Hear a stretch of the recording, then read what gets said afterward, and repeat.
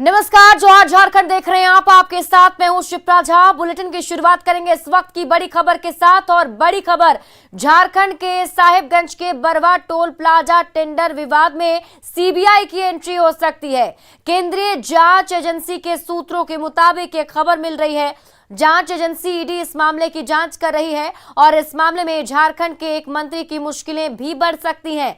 दरअसल ईडी की जांच में यह मामला सामने आया था कि साहिबगंज के बरहरवा टोल प्लाजा टेंडर मामले में गलत तरीके से 2 प्रमुख आरोपियों को क्लीन चिट दिया गया था। ईडी के सामने केस के जांच अधिकारी के दर्ज बयान के आधार पर यह मामला सीबीआई जांच के लिए जा सकता है। वहीं झारखंड हाईकोर्ट ने भी अपने आदेश में पुलिस की जांच को संदिग्ध माना था। ऐसे में इस मामले की सुनवाई हाईकोर्ट में 16 जनवरी को होने वाली है, जिसमें किसी बड़े फैसले की संभावना जताई जा रही है। तो बड़ी खबर आपको इस वक्त की बता रहे हैं। सूत्रों के हवाले से बड़ी जानकारी मिल रही है, जिसमें बताया जा रहा है कि अब इस मामले को ईडी के बाद सीबीआई की टीम भी जांच कर सकती है और इन सब में एक मंत्री की मुश्किलें भी बढ़ सकती हैं, क्योंकि इसमें आरोप यह है कि 2 आरोपियों को गलत तरीके से क्लीन चिट दे दिया गया था। हालांकि 16 जनवरी को हाईकोर्ट में भी इस पर सुनवाई होनी है और झारखंड हाईकोर्ट की तरफ से इस पर फैसला भी आएगा, लेकिन टोल मामले में अब सीबीआई की एंट्री संभव है और ऐसे में मुश्किलें उस मंत्री की बढ़ सकती है। सूत्रों के हवाले से बड़ी खबर आपको बता रहे हैं। और बड़ी खबर पश्चिमी सिंहभूम से, जहां 2 ट्रकों की जोरदार टक्कर में 2 लोगों की मौत हो गई। टक्कर इतनी जोरदार थी कि दोनों ट्रक में आग भी लग गई। इसमें एक ड्राइवर की मौके पर ही चोट लगने से मौत हो गई, जबकि ट्रक से निकलने की कोशिश के दौरान आग की चपेट में आने से दूसरा ड्राइवर जिंदा जल गया। हाट गम्हरिया थाना क्षेत्र के कोयड़ा के पास की घटना है। बताया जा रहा है कि दोनों ट्रक तेज रफ्तार से कोयड़ा गांव के रास्ते से गुजर रहे थे और इसी दौरान दोनों की आमने सामने की टक्कर हो गई, जिसमें यह दर्दनाक हादसा हुआ है। तस्वीरें डराने वाली हैं। ये भयावह तस्वीर आप अपने टीवी स्क्रीन पर देख रहे हैं, जिसमें देखिए पूरा ट्रक जलकर राख हो चुका है। 2 ट्रक की टक्कर हुई, जिसके बाद दोनों ही ट्रकों में आग लग गई और इसमें दोनों ही चालकों की भी मौत हो गई है। एक चालक की मौत तो वहां पर चोट लगने से हो गई, लेकिन दूसरा चालक उसी आग में जल गया। निकलने की कोशिश कर रहा था, लेकिन आग ने उसे अपनी चपेट में ले लिया। ये भयावह और डरावनी तस्वीर आपके टीवी स्क्रीन पर, जिसमें देखिए 2 ट्रकों की टक्कर के बाद ट्रक में आग लग गई और दोनों ड्राइवर की मौके पर ही मौत हो गई है।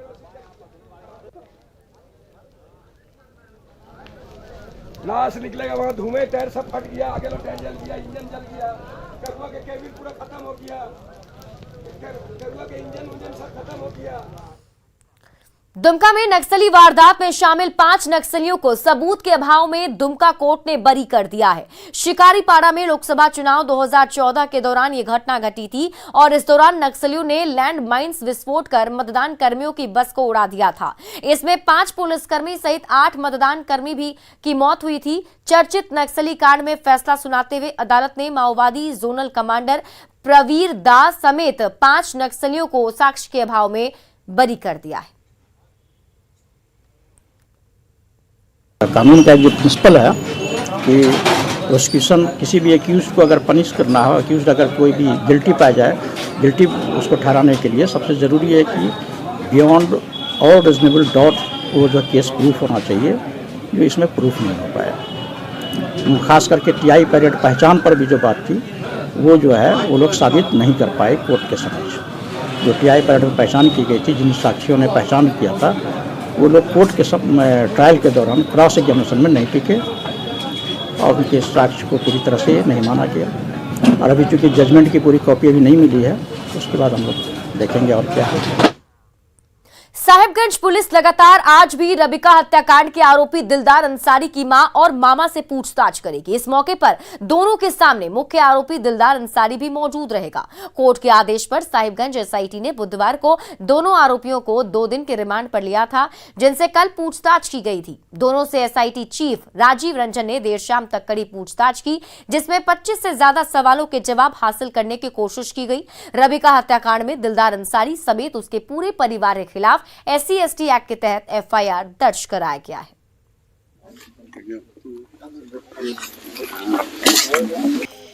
और इसको बुखार है। और इसी बीच गोड्डा से बड़ी खबर बता दें, जहां बिहार के चर्चित सृजन घोटाले में शामिल होने के आरोप में एक बैंक मैनेजर के घर सीबीआई की टीम ने इश्तेहार चिपकाया है। भागलपुर के सृजन घोटाले में फरार तत्कालीन इंडियन बैंक के ब्रांच मैनेजर सनत कुमार झा की तलाश में सीबीआई की टीम मोतिया थाना के डुमरिया गांव आई थी। यहां जब सनत कुमार झा नहीं मिले तो उनके आवास पर इश्तेहार चिपकाया गया। आपको बता दें कि सृजन घोटाले में करीब 800 करोड़ का गबन सामने आया था, जिसकी जांच सीबीआई कर रही है। सीबीआई के नई दिल्ली स्थित मुख्यालय से यह इश्तेहार जारी हुआ था, जिसके बाद सीबीआई की टीम आरोपी ब्रांच मैनेजर के घर पर तलाशी लेने के लिए पहुंची हुई थी। गिरिडीह में उत्पाद विभाग ने अवैध महुआ शराब के खिलाफ ताबड़तोड़ छापेमारी की है। जमुआ, धनबाद और बिरनी प्रखंड के कई इलाकों में गुप्त सूचना के आधार पर कार्रवाई की गई। छापेमारी में हजारों लीटर जवा महुआ नष्ट किया गया, वहीं सैकड़ों लीटर महुआ शराब भी जब्त किए गए। इस दौरान 12 से अधिक शराब भट्टियों को ध्वस्त किया गया है। छापेमारी के दौरान खुद उत्पाद अधीक्षक वहां पर मौजूद थे। इस दौरान उत्पाद अधीक्षक ने लोगों से जहरीली शराब के सेवन से बचने की अपील भी की। आगे भी सब छापामारी जारी रहेगा।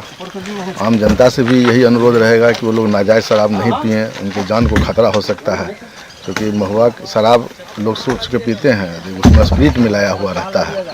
इसी सूचना के लिए मुझे खुद इस अभियान में निकलना पड़ा है, ताकि कोई भी लोग नए पर्व के अवसर पर, नया साल आने वाला है तो इसको बढ़िया से मनाएं, लेकिन अवैध शराब का सेवन नहीं करें। उनका जान अमूल्य है। सरायकेला खरसावां के विद्युत नगर में एक तालाब से अर्धनग्न हालत में 4 साल की बच्ची के शव मिलने से हड़कंप मच गया। बताया जा रहा है कि तालाब किनारे गए स्थानीय लोगों ने बच्चों को संदिग्ध हालत में देखा और इसकी सूचना पुलिस को दी। सूचना पाकर पुलिस मौके पर पहुंची, बच्ची को तालाब से निकालकर इलाज के लिए एमजीएम अस्पताल में भर्ती करा दिया। पुलिस ने बच्ची की पहचान कर परिजनों को जानकारी दी, जिसके बाद परिजन भी अस्पताल पहुंचे। आशंका जताई जा रही है कि बच्ची के साथ दुष्कर्म कर उसे तालाब में फेंक दिया गया होगा। फिलहाल बच्ची की हालत गंभीर बताई जा रही है।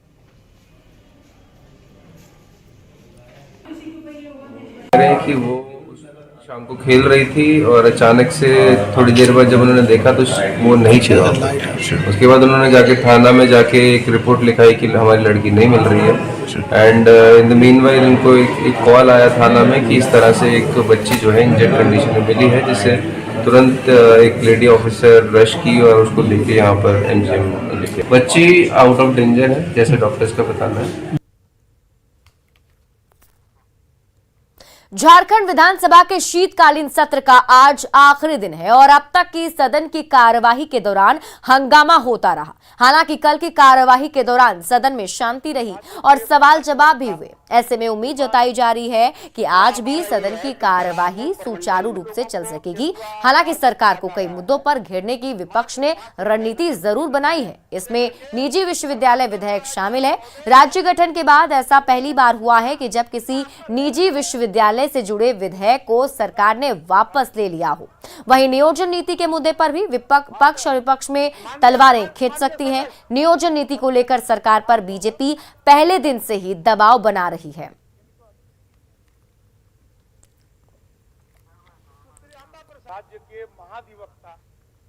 चीन में कोविड के मिले नए वेरिएंट से देश भर के कई राज्य अलर्ट मोड में हैं, जिससे झारखंड भी अभी अलर्ट मोड पर पहुंच चुका है। दरअसल झारखंड से काम की तलाश में अधिक लोग बाहर जाते हैं।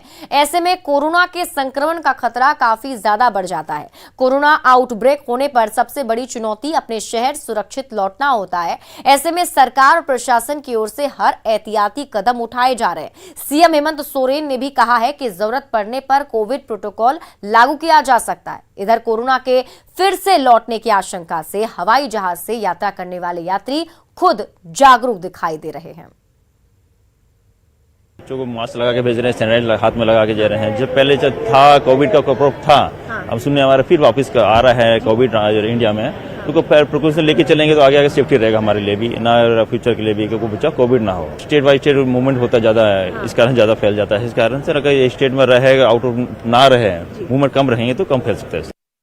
में कोविड का नया वेरिएंट मिलते ही देश भर के कई राज्य जो है वो अलर्ट मोड में, जिसमें से एक झारखंड भी है, क्योंकि सबसे ज्यादा तादाद में अगर पलायन होता है तो वो झारखंड में होता है। यही वजह है कि सबसे ज्यादा कोविड फैलाव का जो खतरा है वो झारखंड में सबसे ज्यादा बन जाता है। कोविड आउटब्रेक होते ही सबसे बड़ी चुनौती लोगों के लिए सेफली अपने शहर यात्रा कर पहुंचना बन जाता है। इसको देखते हुए प्रशासन ने भी शहर में जितने भी पब्लिक प्लेसेस है, एयरपोर्ट हो चाहे रेलवे स्टेशन हो, वहां पर मैंडेटरी मेजर्स जल्दी उपलब्ध कराने का जो है निर्णय ले लिया है। साथ ही जो भी मेडिकल असिस्टेंस है, कोविड टेस्टिंग की टीम है, उसको एयरपोर्ट और रेलवे स्टेशन पर जल्द ही उपलब्ध करा दिया जाएगा। कैमरामैन संजीव के साथ रूपाली त्रिपाठी, न्यूज 18 रांची। झारखंड में कोरोना के नए वेरिएंट से लड़ने के लिए सबसे बड़े सरकारी अस्पताल रिम्स में युद्ध स्तर पर तैयारी हो रही है और इसके लिए हाईटेक जीनोम सीक्वेंसिंग लैब को रेडी किया जा रहा है।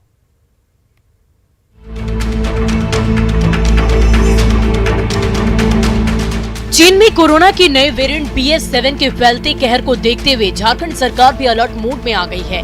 झारखंड के सबसे बड़े सरकारी अस्पताल रिम्स में भी युद्ध स्तर पर तैयारियां शुरू कर दी गई है। टेस्ट, ट्रैक एंड ट्रीटमेंट की पुरानी स्ट्रैटेजी पर तेजी से कामकाज शुरू हो गया है। महामारी के संभावित प्रचार प्रसार की आशंका को देखते हुए हेल्थ वर्कर्स और डॉक्टरों को भी मुस्तैद रहने को कहा गया है। चीन में कोरोना के नए वेरिएंट मिलते ही भारत के कई राज्यों में अलर्ट जारी कर दिया गया है। उसके साथ ही स्वास्थ्य विभाग ने भी झारखंड राज्य में एडवाइजरी जारी की है, जिसमें जीनोम सीक्वेंसिंग लैब को दुरुस्त करने का सख्त निर्देश दिया गया है। वही जितने भी पॉजिटिव सैंपल्स है उसे जीनोम मशीन में ही टेस्ट करना है। दूसरा, टेस्ट, ट्रैक एंड ट्रीट के पुराने स्ट्रैटेजी को लागू करने का भी निर्देश जारी कर दिया। रिम्स में जीनोम सीक्वेंसिंग लैब को दुरुस्त किया जा रहा है ताकि सैंपल्स की जांच में कोई कमी न रह जाए। सिस्टम इंस्टॉल हो चुका है। यही नहीं, 15 RT-PCR लैब रेडी मोड में है। 110 PCA प्लांट अलर्ट मोड में है। ऑक्सीजन के साथ साथ वेंटिलेटर का पर्याप्त इंतजाम है। पूरे राज्य में 12,600 से ज्यादा बेड उपलब्ध हैं। रिम्स के ट्रॉमा सेंटर में 30 और मल्टी स्टोरेज ब्लॉक में 330 बेड रिजर्व कर दिए गए हैं। स्वास्थ्य महकमे का दावा है कि कोरोना से लड़ने के लिए सरकार पूरी तरह से तैयार है। मशीन हमारे HOD मैडम ने बताया है कि वो हम लोग जो है पूरा प्रिपेयर्ड है। इवन जो माइक्रोबायोलॉजी का HOD और HOD जो है जेनेटिक विभाग की हैं, उन्होंने जो है इसको प्रिपेयर्डनेस के बारे में सूचित किया कि हम लोग तैयार हैं, कोई इशू नहीं। कोरोना अभी यहाँ एक भी कोरोना का केस नहीं है, लेकिन हम एहतियाती तौर पर जो भी कदम हमको उठाने हैं वो सारे उठाएंगे, चूँकि अब तो हम सारे लोग इसके अभ्यस्त हो चुके हैं और हमारे यहाँ जीनोम सीक्वेंसिंग की मशीन भी आ गई है। कोबास 6800 भी लग गया है। 15 जगह हमने RT-PCR मशीन भी लगा लिए हैं। झारखंड में जब भी कोरोना का प्रकोप फैलता है, सबसे ज्यादा मरीज रिम्स में एडमिट होते हैं। इसलिए रिम्स की खामियों को दूर करने के लिए स्वास्थ्य महकमे ने कमर कस ली है।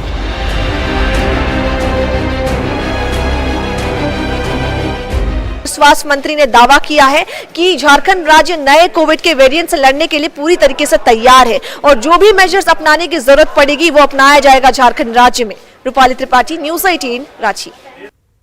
जमशेदपुर में कई गरीब माता पिता अपने बच्चों का दाखिला अंग्रेजी स्कूल में कराने के लिए 2 दिन से लाइन में खड़े हैं। शिक्षा विभाग ने गरीब बच्चों को बेहतर शिक्षा देने के लिए निजी स्कूलों में उनके दाखिले की नई योजना बनाई है। इसके लिए 22 दिसंबर से 30 दिसंबर तक फॉर्म मिल रहे हैं, जिसे लेने के लिए कदवा के राजकीय ठक्कर बाबा मध्य विद्यालय के बाहर अभिभावकों की लाइन लगी हुई है। अभिभावकों को उम्मीद है कि अगर उन्हें फॉर्म मिल जाता है तो उनके बच्चे अच्छी शिक्षा पाकर कामयाब इंसान बन सकते हैं।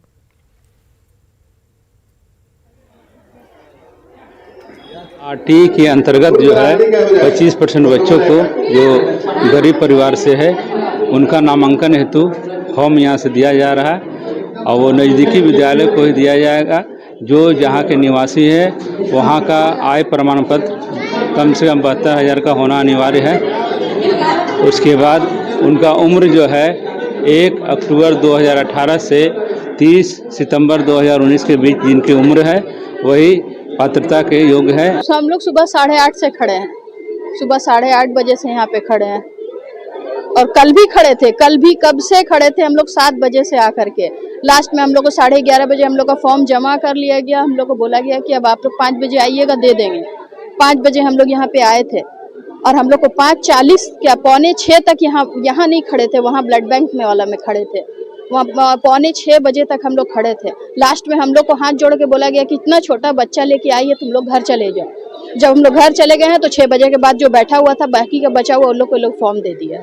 बच्चे को पढ़ाना बहुत जरूरी है और 8:30 बजे से है, लाइन में बहुत नीचे बहुत लंबा लाइन लग गया है सर, और बच्चे को ही पढ़ाने के लिए इतना धक्का धुक्की खा रहे हैं। धनबाद में स्वास्थ्य व्यवस्था जिले के सबसे बड़े सरकारी अस्पताल से लेकर सुदूर उप स्वास्थ्य केंद्र तक बदतर है, तो उपचांची प्रखंड के तातरी पंचायत में उप स्वास्थ्य केंद्र जर्जर हालत में है। लोगों को स्वस्थ रखने की इस पर जिम्मेदारी है, लेकिन ये खुद ही गंभीर रूप से बीमार है। छत टूटकर गिर रही है, वहीं भवन में रखे स्वास्थ्य उपकरण कबाड़ हो चुके हैं। 11 साल से जर्जर भवन में स्वास्थ्य उपकेंद्र का संचालन हो रहा है, लेकिन गुहार के बाद भी अधिकारी मौन है। ग्राउंड जीरो से अधिक जानकारी दे रहे हैं धनबाद संवाददाता संजय गुप्ता। आप देख सकते हैं यहाँ पर एक भवन है। यह भवन है धनबाद जिले के तोपचांची प्रखंड में बना हुआ उप स्वास्थ्य केंद्र। ये अलग बात है कि इसका परिचय हमें देना पड़ रहा है, क्योंकि यहाँ कोई ऐसा बोर्ड नहीं है। आसपास के लोगों को पता है कि यहाँ लगभग 11 सालों से यह उप स्वास्थ्य केंद्र चल रहा है, लेकिन इस उप स्वास्थ्य केंद्र को खुद इलाज की जरूरत है, क्योंकि यह पूरी तरीके से जर्जर है। जरा इसके छत की आप तस्वीर जब देखेंगे तो आप समझ जाएंगे कि यह क्यों इतना डरावना है। इस छत के प्लास्टर कहीं से भी अब बचे हुए नहीं हैं, और इस छत के प्लास्टर लगातार गिरते रहते हैं, और यहाँ काम करने वाला स्वास्थ्य कर्मी उस चोट को सहते रहते हैं। जब यहाँ मरीज आते होंगे तो हो सकता है उनको भी ये प्लास्टर जब गिरते होंगे तो लगती होगी। हम आपको और इस रूम के अंदर का नजारा दिखाते हैं, जो कि और भी खराब है। ये जो स्वास्थ्य के उपकरण है वह अब कबाड़ बन चुका है, और इस रूम के अंदर आप देख सकते होंगे प्लास्टर गिरे हैं और उसके मलबे इसी स्थान पर जमा है। हालांकि जिस हिसाब से यह खतरनाक स्थिति में है और गिरते हैं, तो हो सकता है कि ना तो यहाँ कोई स्वास्थ्य कर्मी आते होंगे, ना ही किसी मरीज को स्वास्थ्य कर्मी आने देते होंगे। छत का पूरा प्लास्टर टूटा हो, कभी गिरा है क्या माथा में? माथा पे तो कभी कभी गिरा है, लेकिन अब हम लोग नौकरी तो करनी पड़ती है। ये तो सर हम तो आए यहाँ पर 2011 में। 11 साल से यही स्थिति है। तो छत जब टूटता होगा तो कभी बचे हैं क्या? विभाग को बताए हैं? हाँ, विभाग को देख के भी गई है। लेकिन सवाल उठता है कि जब स्वास्थ्य सेवा को दुरुस्त करने की बात मंत्री और विभागीय अधिकारी कर रहे हैं, तो फिर जमीन की हकीकत इतनी जुदा क्यों है? यहाँ पर आप जो भी देख रहे हैं वो पूरी तरीके से जर्जर स्थिति में है। यहाँ रहने वाले लोग इस उम्मीद में आते हैं कि हम यहाँ पर दवा खाएंगे और अपनी बीमारी को ठीक करेंगे, लेकिन अगर कोई हादसा होता है तो फिर इसकी जवाबदेही कौन लेगा? जर्जर छिन्न उप स्वास्थ्य केंद्र है, उसको कम से कम दुरुस्त किया जाए, या फिर ऐसे भवनों में उसे शिफ्ट किया जाए कि कम से कम इलाज कराने वाले मरीज और इलाज करने वाले स्वास्थ्य कर्मी अपने आप को सुरक्षित समझे। संजय गुप्ता, न्यूज़ 18 धनबाद। झारखंड राज्य के मौसम में बदलाव दिख रहा है। मौसम विभाग के अनुसार 24 दिसंबर से राज्य भर में कोहरा छाया रहेगा, जिसके बाद रात के तापमान में बढ़ोतरी हो सकती है। वहीं राजधानी रांची का न्यूनतम तापमान 8.8 डिग्री सेल्सियस दर्ज किया गया, और सबसे कम तापमान राज्य में सिमडेगा का 6.8 डिग्री सेल्सियस दर्ज किया गया। मौसम विभाग के मुताबिक आसमान में बादल छाए रहेंगे। वहीं आने वाले दिनों में कोहरे के साथ ही कनकनी में बढ़ोतरी हो सकती है। इस पर और अधिक जानकारी दे रही हैं रांची संवाददाता रूपाली त्रिपाठी। झारखंड राज्य में मौसम में तेजी से बदलाव देखने को मिल रहा है। मौसम विभाग के अनुसार 24 दिसंबर से राज्य के कई हिस्सों में कोहरा छाया रहेगा, जिससे रात में भी तापमान में वृद्धि होगी। वहीं राजधानी रांची का जो न्यूनतम तापमान है वो 8 डिग्री 8 सेल्सियस दर्ज किया गया, और सबसे कम तापमान जो है वो सिमडेगा में 6.8 डिग्री सेल्सियस दर्ज किया गया। इसके साथ ही मौसम विभाग ने संकेत दिए हैं कि न्यू ईयर से पहले तापमान में भारी गिरावट होगी। कोहरा के साथ कनकनी में भी बढ़ोतरी होगी। कैमरामैन संजीव के साथ रूपाली त्रिपाठी, न्यूज़ 18 रांची। बोकारो में ठंड का प्रकोप लगातार जारी है। लगातार तापमान में गिरावट के बाद शाम होते ही सर्द हवा लोगों को घरों में घुसने और आग के पास बैठने को मजबूर कर रही है। बात सार्वजनिक जगहों की करें तो प्रशासन और बोकारो स्टील की ओर से अलाव की कोई व्यवस्था नहीं की गई, जिससे लोगों को परेशानी हो रही है। लोगों ने प्रशासन से अलाव के लिए लकड़ी के साथ ही गरीबों को कंबल मुहैया कराने की मांग की है। लकड़ी कोई चाहिए ना जी जलाने के लिए। हम लोग रात में कोई ना कोई सोता है यहाँ पे, तो कंबल उबल मिलना चाहिए कि नहीं। हम लोग सबको सेवा करते हैं यहाँ पे बैठ के। क्या करते हैं आप?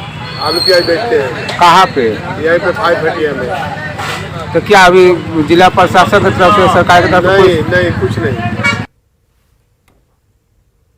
पलामू के पाल्हे तुरकुन गांव में अब आजादी के बाद पहली बार प्रशासन की टीम पहुंची तो लोगों की खुशी का ठिकाना नहीं रहा। यहां अधिकारियों के साथ पहुंचे डीसी ने लोगों से उनकी समस्या सुनी, साथ ही उनके समाधान का हर संभव भरोसा भी दिया। पाल्हे तुरकुन गांव नौडीगा प्रखंड के करकट्टा पंचायत में पहाड़ों पर बसा है, जहां जाने के लिए सड़क तक नहीं है। ऐसे में डीसी की टीम पैदल ही पहाड़ी रास्तों से होते हुए गांव तक पहुंची। लोगों तक सरकारी योजना का लाभ पहुंचाने का निर्देश देते हुए डीसी ने युवाओं से मुख्य धारा से भी जुड़े रहने की अपील की।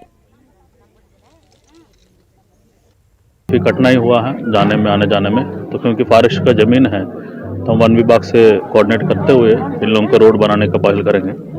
बाकी कुछ लोगों को आवास नहीं है, आवास भी हम लोग अभी डॉक्टर भीमराव अंबेडकर आवास योजना के तहत हम लोग आच्छादित करेंगे। पेंशन भी अभी हम लोग कुछ लोगों को सैंक्शन करके जा रहा हूँ मैंने। और पानी का व्यवस्था नहीं है तो उसके लिए हम लोग 3-4 यहाँ कुआं मिले हैं, उस पानी से हम लोग पानी की योजना बना रहे हैं।